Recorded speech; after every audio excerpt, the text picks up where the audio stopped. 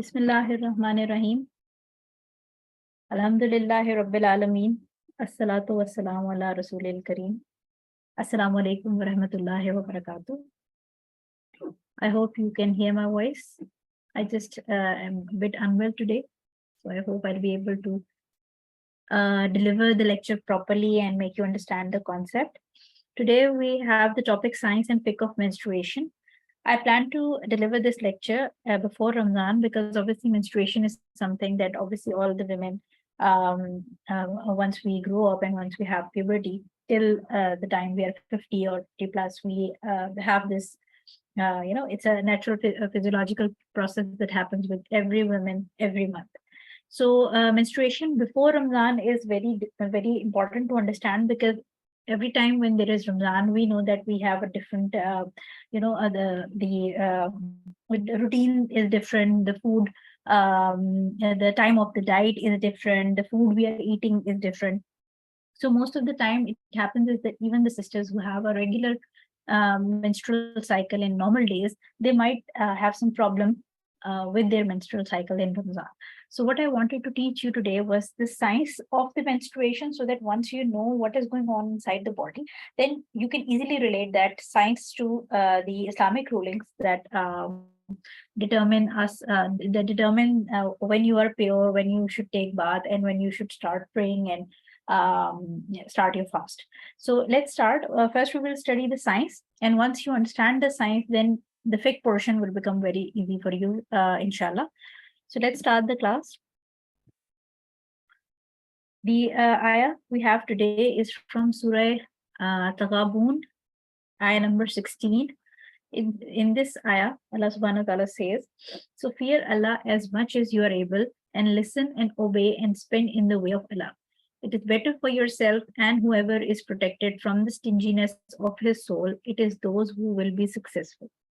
So why I chose this ayah? Obviously, there is nothing related to menstruation in this ayah. But the first part is basically something that we need to understand, because in this the first part, Allah subhanahu wa ta'ala says, fear Allah as much as you are able, or fear Allah as much as you can. So the point is that when we are deciding if our periods are over or not, we're struggling most of the time to check if we have a discharge that's colored, that's transparent or white, or we're doubtful if our periods have ended or not. Because obviously we have to offer our salah. And in case of Ramadan, we have to restart our fasting once we are done with the menstruation. So the point that this ayah is trying to convey to us as human beings is that Allah does not expect perfection from us. He expects the fact that we should be just conscious of Him, and that we should just know that He is there. He's seeing our struggle, and He's seeing what we are trying to do for Him. So the first part of this ayah is basically a kind of comfort for us, where Allah subhanahu wa ta'ala is addressing us that we have to be conscious of Allah. We should have a taqwa of Allah. But if by mistake we make an error, Allah subhanahu wa ta'ala is very forgiving, because He knows that we are struggling to find out about our purity. The next part of ayah is basically again where Allah subhanahu wa ta'ala is telling us to obey and spend in the way of Allah. Again, Ramadan is coming. We know that all of us increase our righteous deeds in Ramadan because the reward is really great. And also we do a lot of sadaqah and charity in Ramadan, because again, the reward for sadaqah and charity is increased multiple folds in the time of Ramadan. And whoever is protected from the stinginess of their soul, it is those who will be successful. So I ask Allah subhanahu wa ta'ala, and I pray that may Allah subhanahu wa ta'ala make us among those people who will be successful in both in the struggle with their deen and dunya, and we will be successful in the hereafter as well. Ameen. So for the science, let's start. The first thing that we will study is the female reproductive system. Once you know the female reproductive system, you will actually understand what is going on inside our abdomen every month. Every time we have a period and the monthly cycle is repeated, what goes on inside our abdomen and pelvis. So if you look at this female reproductive system, you will see these two circular structures, semicircular you can say, are the ovaries. And you can see this is like a hand holding the ovaries, which is again a tube which is called as fallopian tube.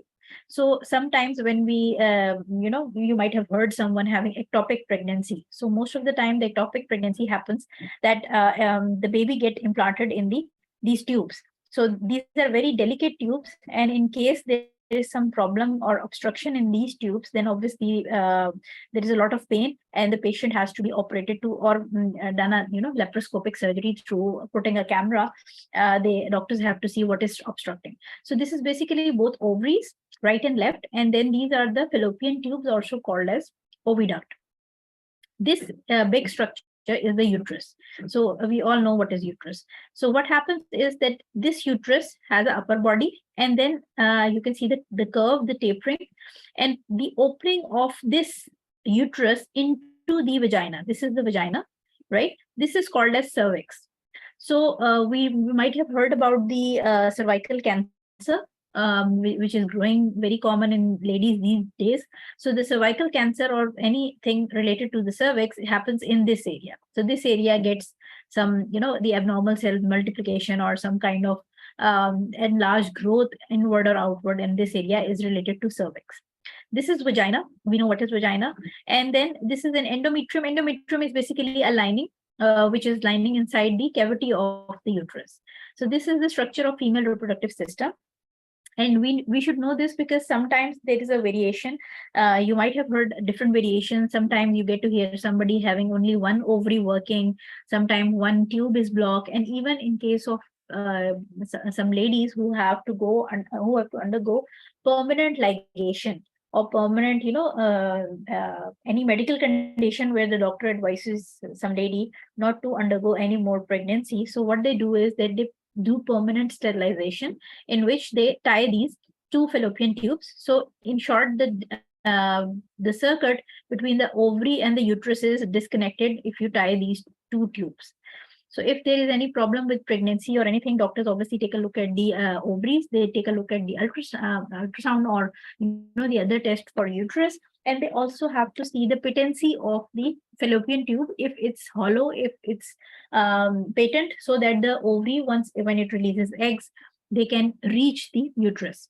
So this is the basic female reproductive system. Let's look at the menstruation. Now, what is menstruation? We know that menstruation is basically when every month we get a flow of blood from our vagina, and it happens in almost all females. If somebody does not have this going on after they grow up, then there is definitely something wrong, and they should visit a doctor or gynecologist. So it is also known as menses. It's called menstrual period, menstrual cycle, or period. The process of menstruation is basically under control of two sets of hormones. One set of hormone is produced by ovaries, and another set of hormone is produced by the pituitary gland in the brain. So both these sets of hormones completely synchronize in accordance with each other work, and they give rise to the monthly periods or the cycles that are actually the sexual cycles. So once the woman is having a sexual cycle, that means that she's sexually active and she can reproduce, she can give birth to babies. But once these cycles stop, that means that she cannot reproduce now, and the ability to give birth to babies or have babies is gone. So these two hormones, the pituitary and the ovary, these two glands actually work together and control our menstruation. These hormones cause the lining of your uterus to thicken, so that if the pregnancy would occur, an egg can implant into that spongy line. So what happens is that the brain secretes a hormone which comes all the way down through blood on the ovaries and makes the ovaries mature the eggs it has. We will see that in the next slide how this happens. Now, once the egg is released from the ovary, the uterus starts thinking that, okay, the baby is coming. And like we know that when we have to, when a baby, we know that some baby is coming in home, we try to make a very comfortable bed for the baby. It's very soft, and so that the baby will not feel any pain or he might not hurt himself. So similarly, the uterus every month starts thinking that the baby is coming, and in order to receive the baby, the uterus starts making the lining and making the wall of the uterus very spongy, and starts multiplying the lining of the endometrium that we saw. The endometrium starts multiplying, and the lining of the uterus becomes very spongy, soft, and like a soft bed, because the uterus thinks that the baby is coming, so he's preparing for him to stick to somewhere in the uterus and then easily spend the next 9 months protected and in comfort. So when there is no pregnancy, the uterus feels bad about it, and then because it waits with all the spongy lining, it waits that the baby is coming, and when there is no baby, he gets angry and he starts shedding that spongy lining or that beds. You can see, you can just imagine that there are like soft mattresses that he has arranged for the baby to come and sleep in, and that then he starts throwing those mattresses out of the uterus because he's angry that the baby is not here. So let's see how does this work. But before that, let's see the PMS symptoms. PMS symptoms are basically premenstrual syndrome symptoms. These are the symptoms that occur, or in not all the symptoms occur in all ladies, but some of these are experienced by every individual lady. And then there are some ladies who do not experience any of these. So depends upon person to person, but most of the time there are few ones that every lady experiences, and then there are some other ones, including the psychological depression that precedes the menstruation and these kind, which are specific to certain people, and this does not happen with everyone. So the first symptom is fatigue. You start feeling tired just before your periods are about to come. You start feeling lazy and you feel tired and you don't want to do much of the work. And just by doing a little work, you start feeling that you are done with yourself and you just want to rest. So fatigue is the first symptom. Then the women start experiencing the period pain.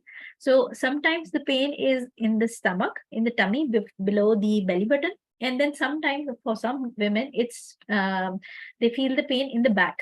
So depends upon person to person. There are some women who will feel pain in abdomen in the front as well as pain in the back. So it goes like in a circular way in a form of a belt in the lower abdomen, in the pelvic region. So the period pain would be there, or the backaches would be there. Then some people start feeling nausea or vomiting.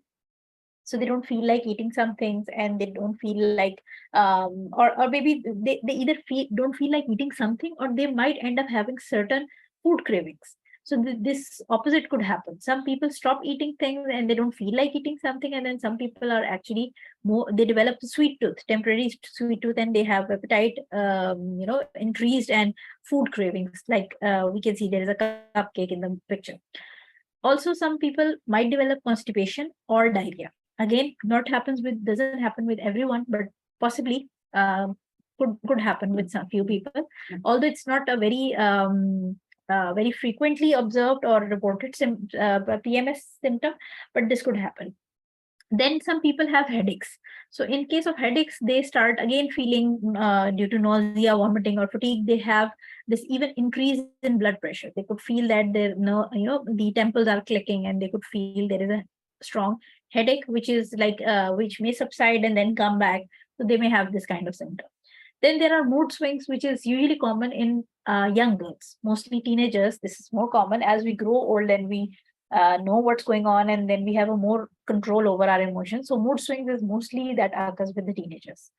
Bloating also happens because when you are about to have your periods, the hormone that that is being secreted just before having menstruation is progesterone. So progesterone hormone has a habit of holding in the water and salt inside the body.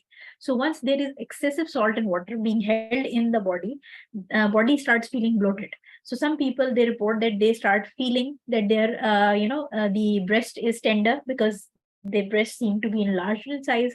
They feel their tummy is bloated. They feel that they might gain a few centimeters when they wear fitted clothes just before the period. So this is all because of the progesterone hormone that basically decreases the secretion of salt and water just before the periods, because again we know that the uterus is preparing for the baby. So all this these symptoms are because the uterus or the body is thinking that the baby is coming. So since the baby will be requiring more blood, like a single blood, the amount of blood in the body of the lady is not enough for two bodies, because obviously the child will come and he will need his own blood inside the mother. So what happens is that the body starts diluting the blood of the mother with salt and water. It starts retaining fluid, and that is why just before the periods, most of the females start feeling breast tenderness and they start feeling bloated. So these are the PMS symptoms. Doesn't necessarily happen with everyone, but some can have few and others can have all. Okay, next slide. So normal menstruation, usually the average cycle of the menstruation is 28 days. That's a normal one. But we know that in humans, we usually, whatever measurements or tests that you get done, you usually get a range of minimum and maximum. Even in blood tests, we know that if you get your HB test, hemoglobin test, so there is a minimum and then there is a maximum range. So similarly, normal menstrual cycle, the basically the length between two menstruation, the two bleeding periods length, the time lapse between the two bleeding periods is called the menstrual cycle length, and this is usually 28 days, but it could vary from 21 to 35. So if a lady, let's suppose I got periods today and I again start bleeding after 21 days, so that means my cycle is 21 days long. Similarly, if let's suppose I start bleeding today and then I again start bleeding after 35 days, that means that my menstrual cycle length is 35 days. So 21 to 35 days is counted medically as normal. Anything in between is of course normal, but if it is below 21 or above 35, then we will see that it comes in the abnormal menstruation. Right now, we're studying the scientific perspective from the gynae point of view. And inshallah, when we'll go on the Islamic side, then we will discuss about the abnormal in case of Sharia.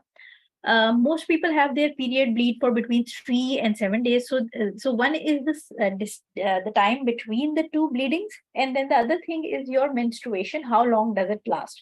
So how long actually you bleed once you start bleeding? Usually it's from 3 to 7 days. Medically, anything below 3 days or above 7 days is counted abnormal.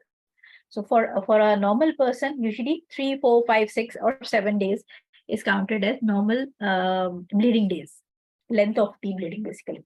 Menarche is when the girls, the young girls, the small children, female girls, start having their periods or they have their sexual cycles activated. So usually when we were young, I remember it used to be from 12 to 15. The age was 12 to 15 when girls would start having their periods. But now, since the diet has changed, the lifestyle has changed, also the weather conditions have changed. So the menarche has shifted from 12 to 15 back towards 9 to 10 years of age. And these days, if the girl does not have periods once she's 12 or 12 plus, then mothers are supposed to go and visit a gynecologist because this is high time that the young girl should have periods. Similarly, menopause is something when you stop having your sexual cycle, so you are unable to give birth or get pregnant. Usually, it's late 40s and early 50s. The range is usually from 48 to 52. But in some cases, usually this doesn't happen, but in some cases, women might have their menopause as early as in mid 30s or early 40s. So if this happens, then definitely you have to go and see a doctor because menopause at such an early age is not a good sign. You have to get yourself evaluated and get yourself, the tests done and even get an internal checkup done why this is happening. Because mid 30s and early 40s is not the time for menopause.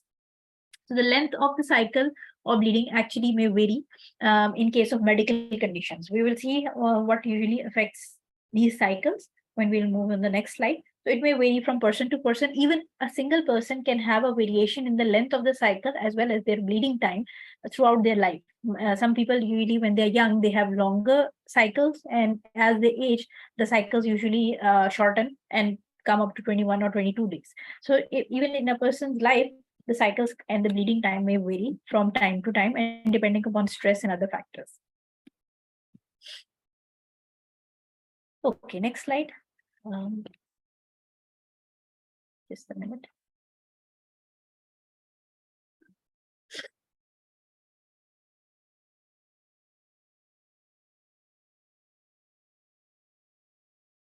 Yes. So now stages of menstrual cycle. There are basically when you start bleeding. That's basically the first day of your menstrual cycle. So let's suppose if I start bleeding today, my next cycle has actually started, and today would be the first day of my menstrual cycle. So basically, the stages of cycle are primarily three. Again, these two are overlapping.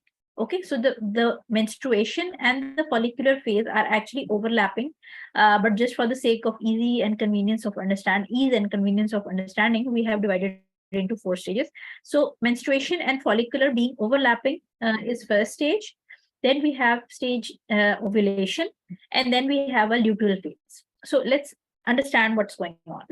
Always remember, since we know this is our female reproductive system, two things are simultaneously happening. One is a scenario happening inside the ovary. Something is going on inside the ovary, and then other one something is going on inside the uterus. And these two are actually linking with each other, communicating with each other through different chemicals and hormones.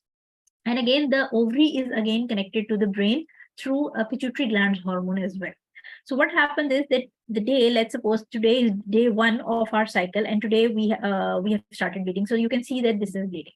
So while this is bleeding, the uterus is bleeding, and it is throwing away all the matrices down the vagina. Like we said that he was expecting the baby is coming, so he's throwing away all the spongy layer with the blood out of the vagina. So on the same time, what happens is that your ovaries are excited about making a new baby. So what happens is that the ovary is basically it has eggs stored in it. So when the baby girl is inside her mother's womb, the eggs are already formed for entire life for that baby girl. And once she is delivered and then she grows up and has her puberty, then those eggs which were actually inside within her ovaries, they start maturing or becoming bigger in size one by one every month. So while this bleeding is happening, the ovary is basically making one egg larger and mature for preparing a new baby. So this is like she's excited that okay, I'm going to make a new baby, while the uterus is unhappy and throwing away all the spongy layer that he has stored for the baby. So during this menstruation, this is usually from first day to fifth or sixth, 7 day it lasts. While in the follicular stage, we said that these are overlapping. So follicular stage means the egg follicle is basically getting mature and ready to be launched to the oviduct or fallopian tube so that the sperm can come and fertilize or get mixed up with that egg. So this is the follicular phase, and it lasts up till usually 12 to 14 days of your bleeding cycle. And these are the overlapping stages. Once the egg is mature enough and the ovary starts feeling that okay, my egg is mature enough, let's release the egg, because now the egg is smart enough to combine with the sperm and get fertilized. So on day 14, usually in a normal cycle on day 14, the ovary expels the egg out like this, and the eggs come in the fallopian tube and stays there for few hours, usually 18 to 24 hours maximum, and he waits here for the sperm. So if the sperm reaches from the vagina over here and comes to meet the egg, like a number of multiple billions of sperms can reach the egg and try to fertilize the egg, then the baby is formed. But if in case there is no sexual interaction and there is no sperm available, the egg will wait for a few hours. And if there is no sperm available, no fertilization occurs, the egg will dissolve in the fallopian tube, right? Sitting right here, it will dissolve and die and stay there. Like it will be completely dissolved in the same. Meanwhile, as soon as the egg is released, the uterus starts again dreaming that okay, the baby is coming. So what you see is that here the uterus lining is normal, but as soon as the egg is released, the uterus starts thinking okay, the baby is coming. So he starts buying new mattresses and new soft material, and he starts making his uterus very spongy to receive this baby in case he comes, and accommodate that baby for next 9 months so that he's protected and he is well nourished and he is well taken care of. So this is the ovulation process, which is usually in normal period takes on 14 days, but usually the range is from 12, like 3 days back, and from 12 to 16 or 11 to 17 days, right? Plus minus 3 or 2 days. So all those ladies who are trying to get pregnant, usually you will know that your gynecologist would give you a fertile period. Like this is the period where the egg is supposed to be released from the ovary, and this is the period where you should try for having a baby. So this is your fertile period, and usually the gynecologist then advises you to try for the baby within this time period. So once this time period is through, and the egg does not receive sperm and does not get fertilized, the egg dies and completely dissolves in this area. Now the uterus, the ovary is sleeping, everyone is sleeping, and uterus doesn't know that the fertilization hasn't occurred. So uterus is again happily waiting for the baby with all his mattresses and spongy lining, and he will wait and he will wait from here till here.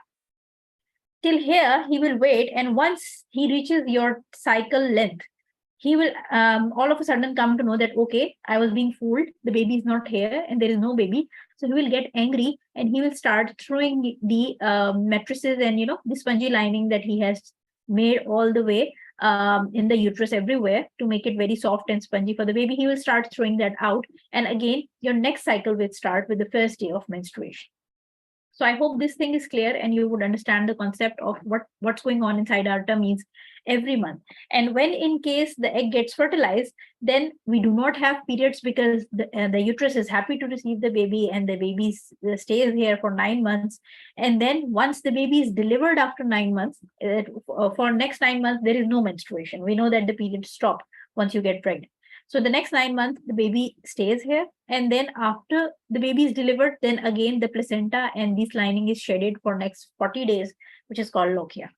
Right. So I hope you understood the physiology, the natural human physiology, the things going on inside the abdomen during the stages of menstrual cycle.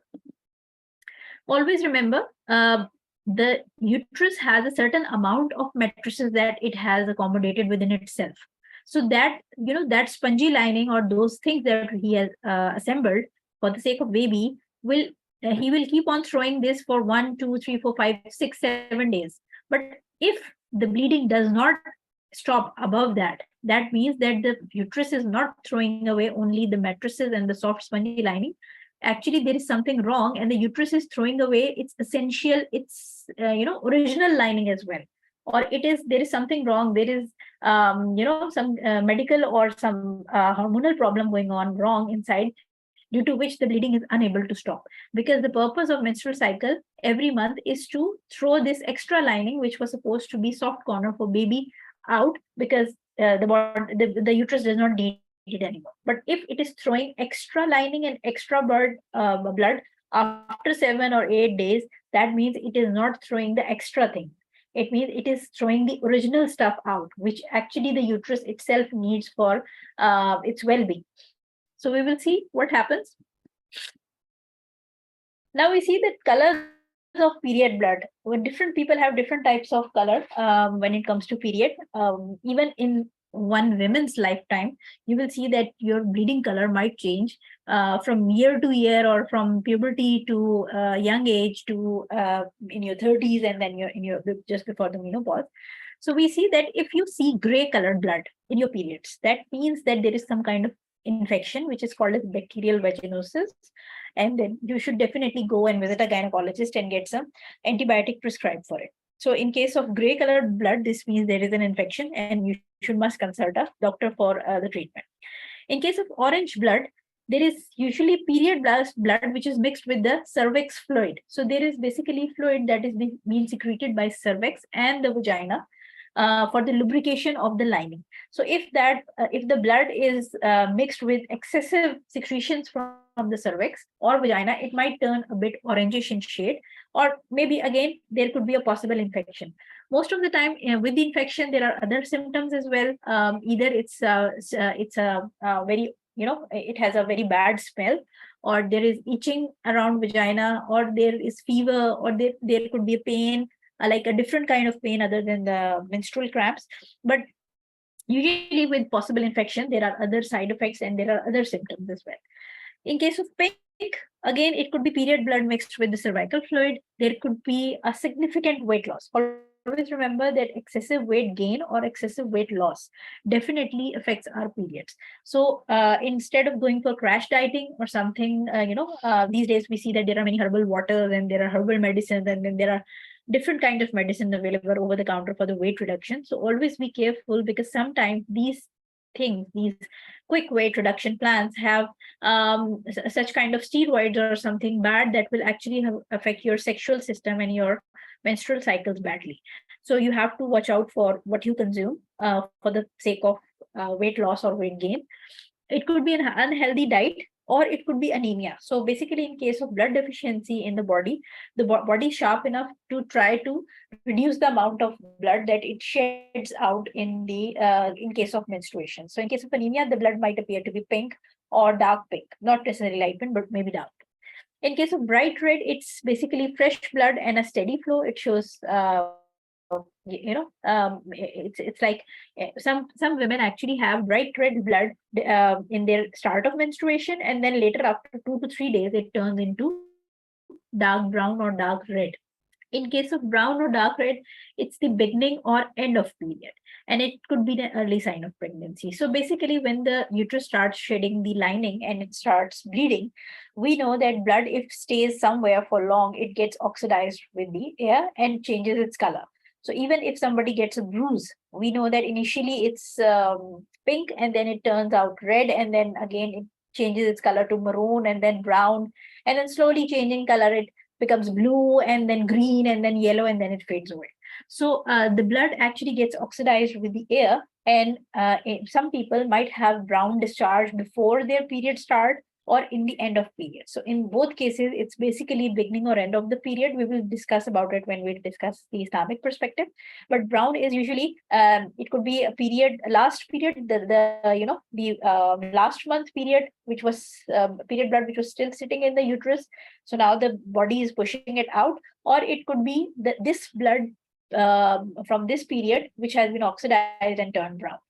If it's black, then again it could be beginning or end of the period, and it could be possible with the vaginal blockage. So there are sometimes problems in the vagina where some tissue or some outgrowths is actually obstructing the flow of uterine blood out through vagina.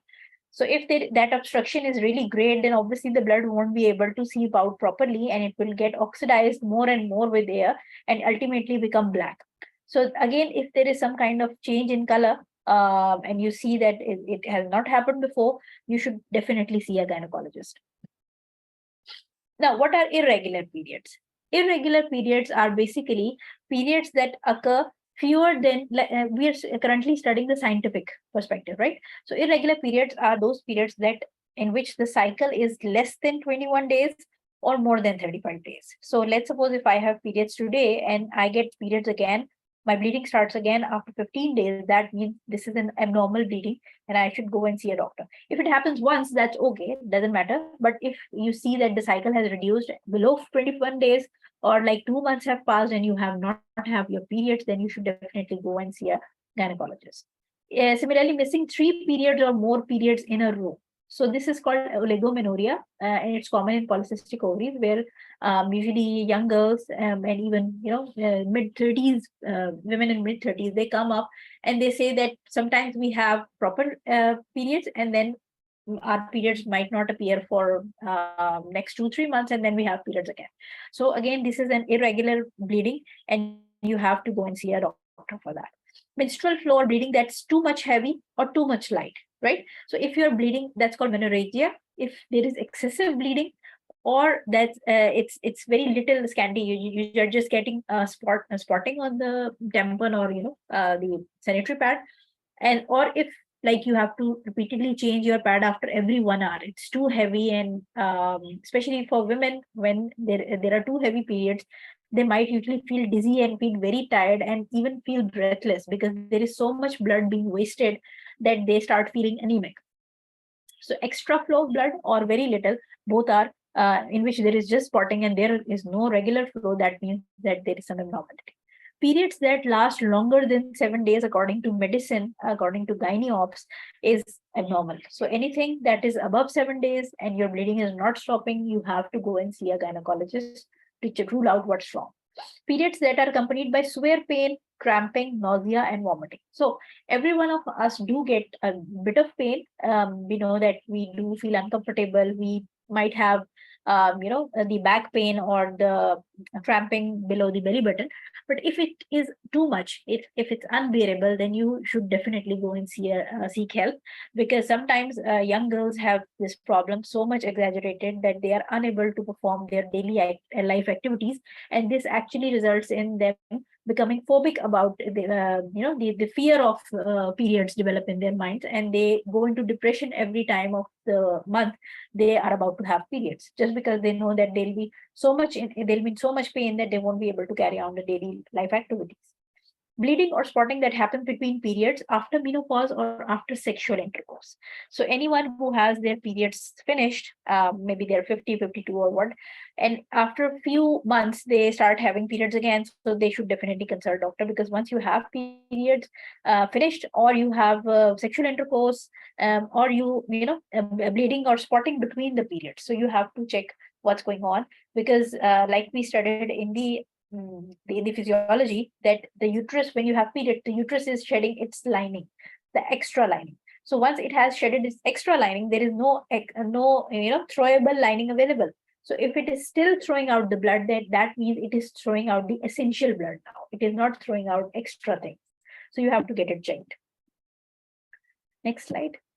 Now, what could be the causes of abnormalities in cycle? We see that uterine fibroids or polyps. These are, you might have heard about the fibroids.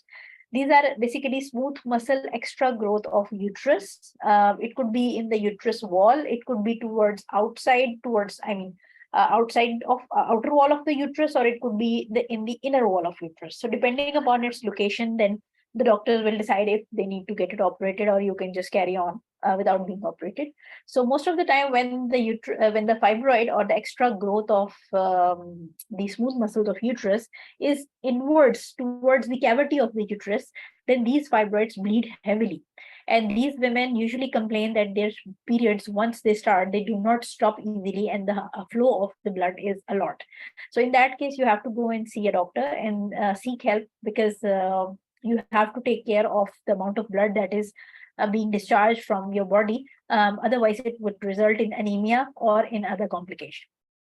Adenomyosis and endometriosis are, again, these are two types of problems that happens with the lining of the uterus, and these need to be evaluated as well, because there could be a connection between these and then later on development of certain type of lesion, which could prove to be precancerous or cancerous. So you have to be vigilant about this. Similarly, abnormalities in cycle could be something due to precancerous, something that could lead to cancer, or in fact real cancer. So these days we see that the uterine cancer, the cervical cancer or ovarian cancer is growing rapidly among women. So just like breast cancer, I would advise you to be careful, and you should be vigilant about your menstrual cycles. And if there is constant abnormality that is happening, you should definitely go and see a doctor. It could be due to hormonal imbalances, like we know in hypothyroidism and in polycystic ovaries. I told you that it results in oligomenorrhea. Sometimes you have periods, and then 2, 3, 4 months you don't have periods, and then you have them again. There could be a bleeding disorder. There are certain bleeding disorders where there is a problem with the platelet function, or a problem with the clotting factors that help the blood clot. So once the bleeding starts, since the platelets are out of the function or the clotting factors are not working, the body is unable to stop the bleeding because there is no clotting that's happening. So in that case, that could be a cause of abnormal excessive bleeding. Contraceptive devices or contraception, hormonal contraception. So especially when women are going for Hajj and Umrah, and they start asking their friends and other ladies about which tablets, which hormonal pills they should take to like kind of postpone their cycles, monthly cycles. So in that case, of course, or some women who are taking emergency contraceptive pills or the regular contraceptive pills, they usually they can result in abnormal menstruation. They could actually disrupt your cycle. You might have spotting in between, or maybe the cycle could become too long or too short, or frequent bleeding can occur. Similarly, pelvic inflammatory disease, PID, or sexually transmitted disease can also cause problems inside the pelvic region and the female reproductive system of females, which could result in abnormal cycle. Lifestyle changes, injuries, like in case if somebody has some surgical procedure done, or somebody met through, God forbid, some accident, and in that case, obviously, it could result in some injury within the uterus or the ovaries, and it could cause an abnormality in the cycles. Lifestyle changes, stress, weight gain, loss. These are all the things that we see actually in our life. So when we are about to have our exams, we are stressed, or when there is some, some tension going on in the family, we know that our cycles are, they become abnormal and they get disrupted. So weight gain or weight loss could be a reason. Excessive carbs intake, like these days, we know that people are too much into junk and the sweet stuff and the bakery stuff, or high calorie processed food and diet can cause abnormalities in the cycles. Now let's come to the Sharia rulings about the periods.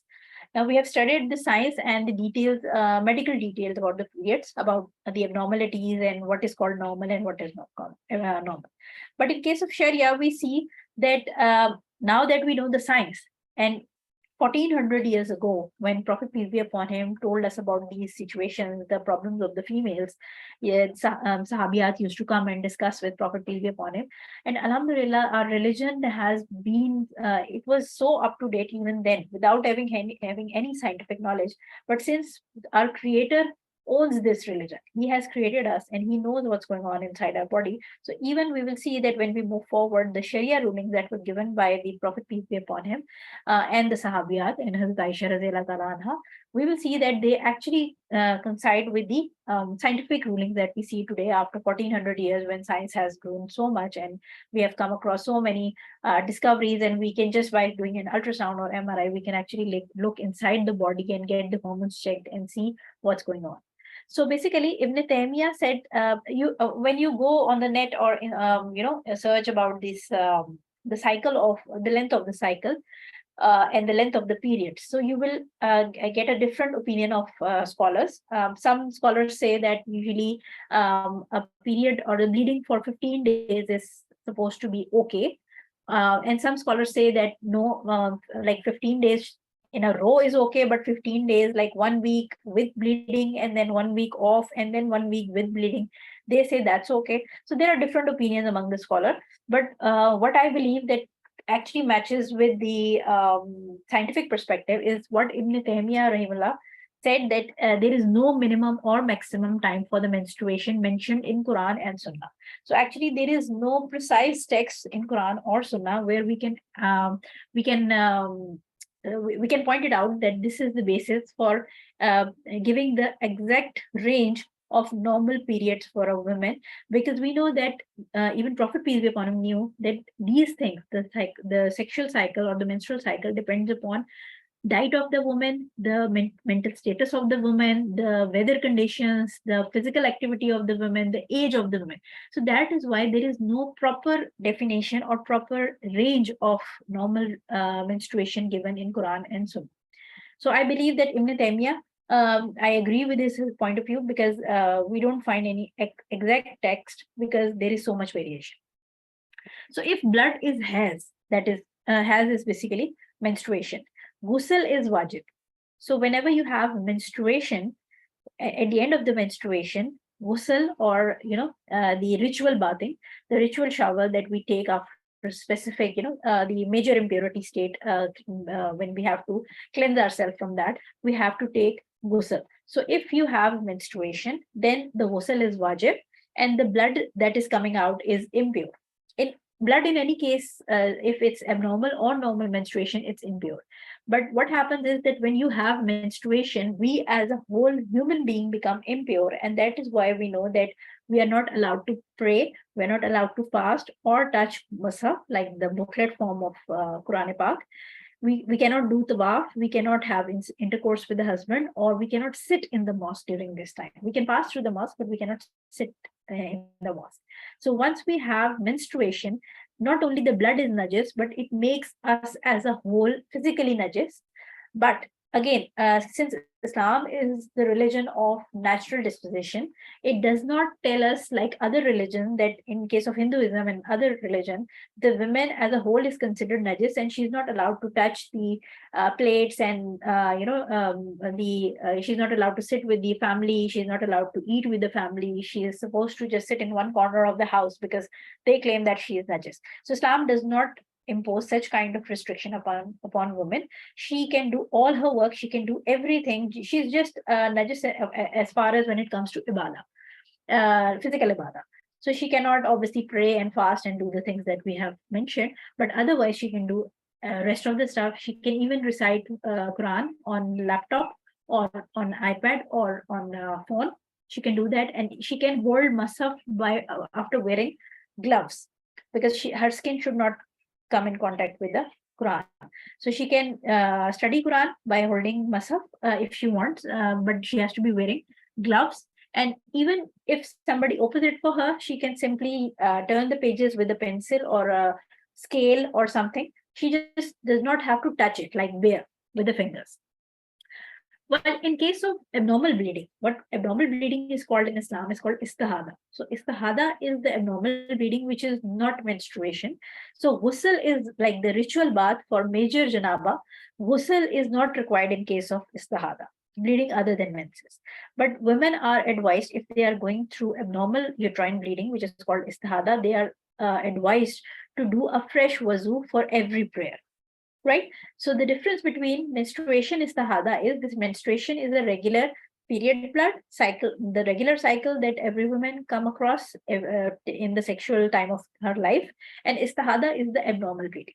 And in case of menstruation, she is not allowed to pray, fast, touch muscle, do the bath, have intercourse, or sit in the mosque during this time. But in case of istihada, she is allowed to do everything like she normally does, like ibada and other sexual stuff that she does with her husband. She's allowed to do that. In case of menstruation, once she is pure, she has to take ghusl, the major ritual bath.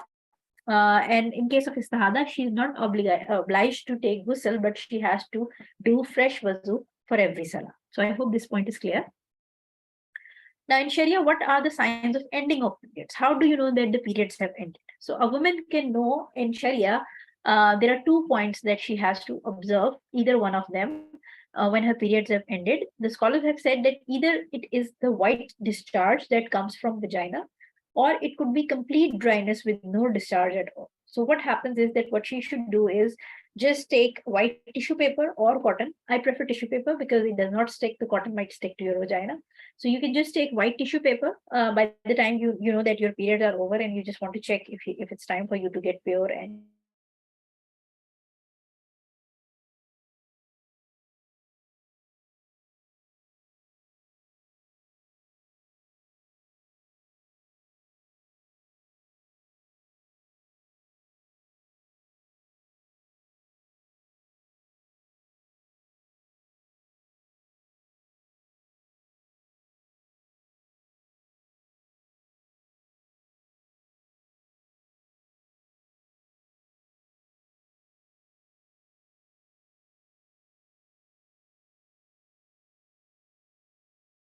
tissue paper, get white or transparent discharge. Because we know from a situation mentioned in Bukhari that women used to send small containers in which there were clothes with traces of yellow on them to Hazrat Aisha radiallahu ta'ala anha, and she would say, "Do not hasten until you see the white discharge." So Hazrat Aisha, obviously, women were confused at that time, and we know that Hazrat Aisha radiallahu ta'ala anha used to be she used to guide the women about the female problems that obviously she would discuss with the Prophet peace be upon him, and she would guide the women about it. So women would send these pieces of cotton just to be sure that if they are pure and they are clean, they can take bath. So she said, do not hasten and just wait for the white discharge to come, and then you can take the ghusl. Similarly, yellow or brownish discharge in between periods is of no importance. Okay, so remember, if your periods have ended, you have taken bath, and now you've started praying and doing rest of your ibadah, and then after 2-3 days, you see there is a brown discharge, or there is a yellow discharge, or even there is spotting. So do not give it any importance, because it's mentioned in Dawood 3:7. She said, "We did not bother about any yellow or brownish discharge after a woman's period was over."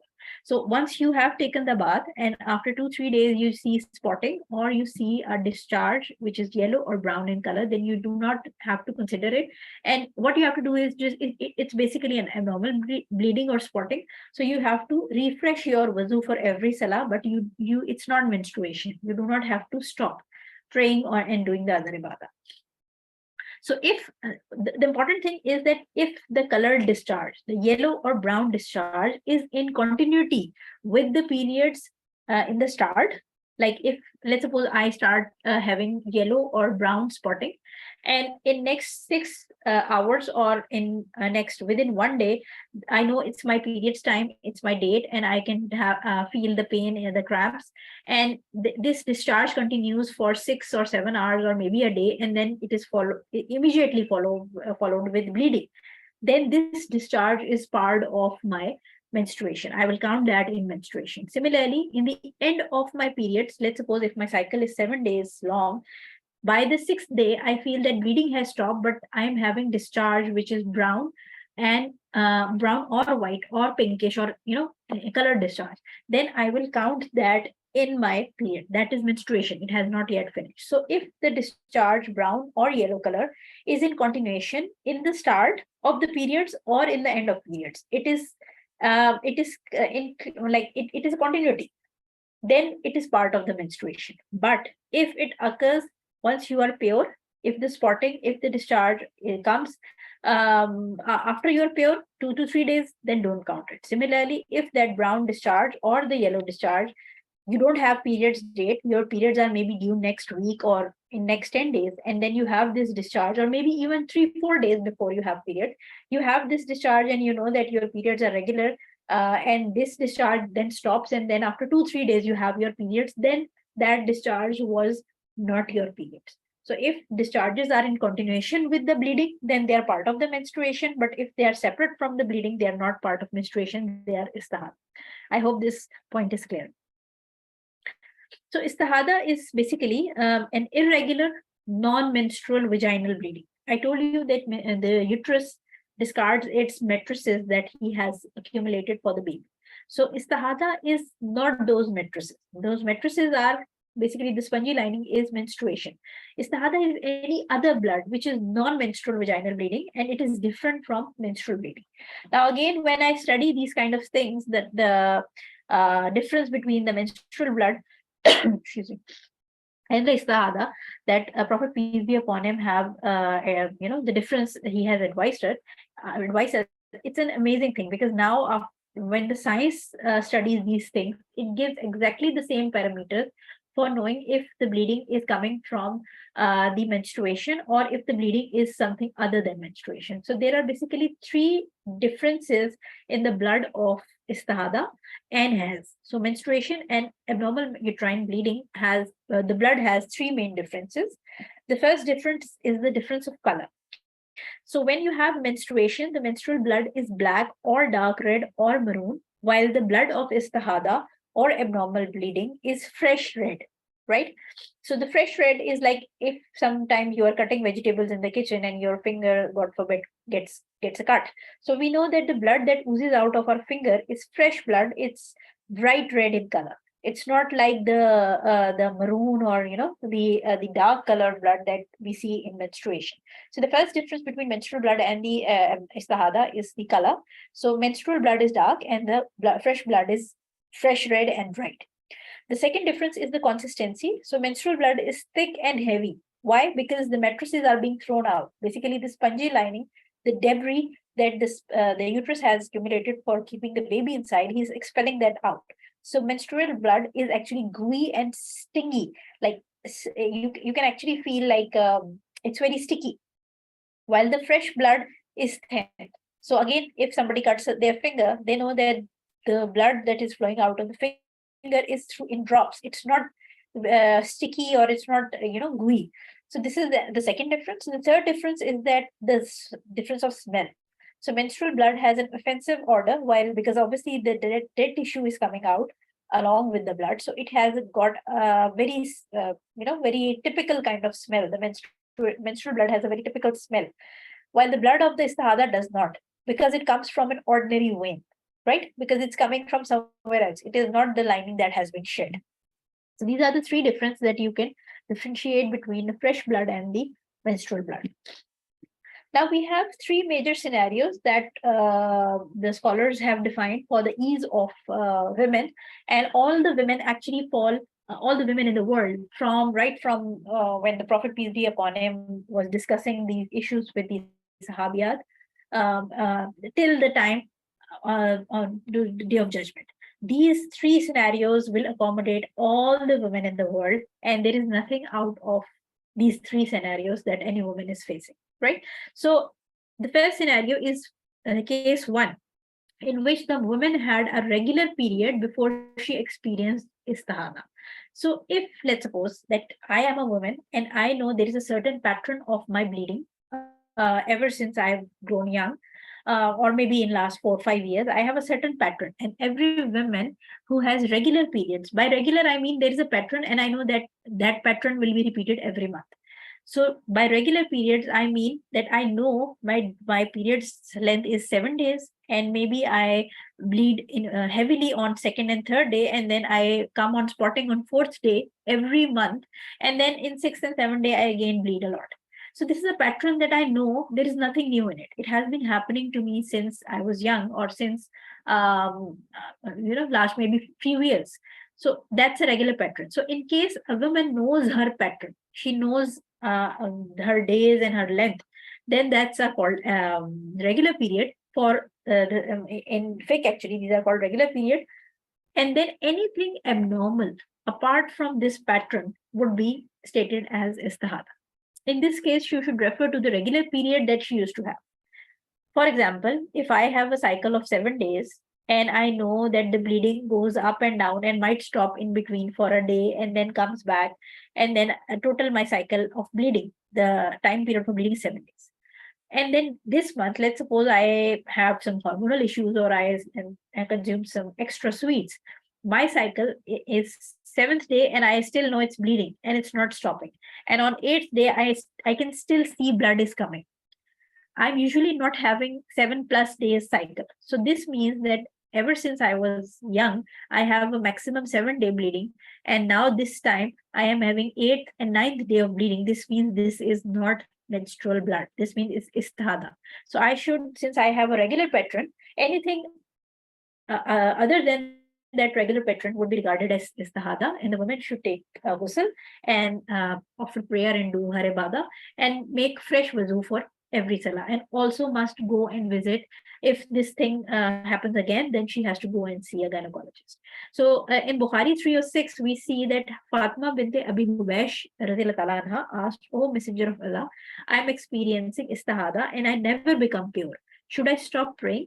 He said, "No, that is a vein." Subhanallah, he knew that 1400 years ago that it's coming from vein. It's not something from the lining or of the uterus, because obviously Allah subhanahu wa ta'ala informed him about these situations. He said, "No, that is vain, but stop praying for the number of days that you used to menstruate, and then do ghusl and pray." So we know that the Prophet, peace be upon him, is asking that Sahabiya to refer to her normal days, like when her periods were regular, and then the rest of the days will be counted in istihada, and then she can do ghusl and pray. Based on this, the woman who is experiencing istihada should stop praying for the number of days that her period used to last normally. Then she should do ghusl and pray and not worry about the bleeding at that time. Right? So this is scenario one for women who have a certain pattern and they know that pattern so well. It has been there since ages, since long, and anything other than that pattern would be called istihada. Let's move on to scenario number two. Scenario number two says, if she did not have a regular period before istihada. So now, for women who are experiencing istihada ever since she had her menarche. So ever since a girl grew up and she had her puberty, she never had a pattern of bleeding. So now what does she do? Who does she refer to? Because she doesn't have a pattern. She might bleed for 4 days in 1 month, and then 6 days and another month, and then she might have spotting, and then irregular ones, especially the people who are suffering from hormonal imbalances. They do come across such kind of problems. So if some girl or some woman who has never have a pattern of bleeding, what's the solution for her is, then she should distinguish between the different types of blood, the types, the differences that we studied in the previous slide, the 3 differences. Because the proof for this scenario is from Prophet, peace be upon him. He said to Fatima bint Abi Hubaysh, when it is menstrual blood, it is dark and recognizable. So when it is like that, then stop praying. And when it is otherwise, do wuzu and pray, for that is from a vein. This is present in Abu Dawud and Al-Nasai. So again, Prophet peace be upon him clearly explained to that Sahabiya that if she does not have a regular period, there is no past track record of a perfect pattern, then she should, in scenario two, for women who do not have a pattern, they should distinguish between their color of the period's blood. And we know there were three distinguishing features that could differentiate between menstrual blood and the regular blood. So this is scenario two. Scenario three is again someone, we do come across such ladies who never had a pattern. And again, mashallah, subhanallah, they are so naive that they are unable to distinguish between the color as well. So if she does not ever had regular periods and she has no pattern and she cannot even distinguish it properly, now what does she do? The problem is there. She cannot distinguish, she doesn't have a pattern. So in that case, this woman should act on the basis of what is usual pattern among the women, like her sister, her aunt, her friend, her daughter, or somebody close, like the women of her area where she's living, with the same lifestyle, with the same, compare to your own socioeconomic status. Like, do not compare someone from a very high family who's eating a completely different diet, or somebody from a very low family. You should compare that your cycle. You should synchronize it with the lady who is actually almost about your age, who has a physical build, not somebody very fat or not somebody very thin. You have to look at someone who is like of your almost same build, almost same age group, living close somewhere, and has a almost same diet pattern. So this happens mostly in case if you just look at your sisters or your mother or some aunt close by. So in that case, her menses is 6 or 7 days each month, and she should start from the first time she sees blood. Everything apart is istihada. The proof of this scenario comes from Hamna bint Jash anha, who said, "O Messenger of Allah, peace be upon him, I bleed a great deal all the time. What do you think? Should I stop praying and fasting?" He said, "I suggest you to use a piece of cotton," because Prophet peace be upon him thought that she's just having spotting. So he said he advised her to use a piece of cotton, for it will absorb the blood. She said it is more than that. Means she was having a proper flow of blood. He said that is a trick from Shaitan. So count your menses as 6 or 7 days, which is something between you and Allah. Then wash yourself, and when you see that you have become pure and you are certain of it, then pray for 24 or 23 days and fast. This is present in Ahmad and Abu Dawud. So Prophet peace be upon him actually told her that if there is no pattern and she's unable to distinguish, then she should fast for 6 to 7 days, depending. And she has to again tally with the sister or whoever women she is synchronizing her periods with. And then for the rest of the time, for 24 or 23 days, she should uh, pray and fast, obviously with the fresh wuzu with every salah. The woman should look at those whose situation is closest to hers in terms of physical resemblance, age, relationship, etc., and see whose cycle most closely resembles hers. And then she can later on tally with her every time she has periods. And then for the rest of the time, she should not worry about the blood and carry on with her salah and everything else with a fresh wuzu for every salah. And then she can do the rest of her ibadah. I hope these three scenarios are clear. Let's come on the day of doubt. We're just about to wind up the class. It's, I think, second last slide. So the day of doubt is the day when we know that, let's suppose my cycle is 7 days. So I know that on the seventh day, my periods will finish. And obviously I have to take ghusl and pray salah. So that is called the day of doubt, where you're doubtful if I'm pure or not. And then you keep on checking, and then you are a little panic. If you're just doubtful if you'll be able to get a clear picture of your purity or not. So what you have to do is that, let's suppose that you have to your seventh day is finished. You check before Fajr time finishes, right? So you should just have a half an hour window where you can actually take quick ghusl and then pray Fajr. So you check at the time of Fajr, and in case there is colored discharge, then do not pray. Just go to bed and or do whatever you want. Do not check at the time of Zohar. Let it drag to the time of Asr, and then check at the time of Asr. If there is no discharge, or there is white discharge, like no colored discharge, or there is white discharge, then perform the ghusl and combine Zuhr and Asr. So just before, by the time you have your Asr prayer, You just check if there is no discharge or there is white discharge. You just take ghusl, you offer your Zuhr prayer, and then you follow it up with the Asr prayer. You combine both prayers. In case there is colored discharge, then do not pray. Then do not check again at the time of Maghrib. Extend that period to Isha, and at the time of Isha, then check again. And if there is discharge, white or no discharge dryness, then you take ghusl and you pray your Maghrib first, and then you offer your Isha. So this is how you can combine prayer from with Zuhr or Zuhr and Asr can be combined, and Maghrib and Isha can be combined. So for your comfort, obviously, this will be easier to check yourself instead of checking every 2 hours or every 1 hour and getting panic about it.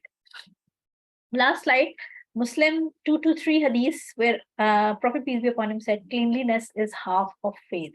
So now we know, obviously, this is a hadith which we have been listening since we were young.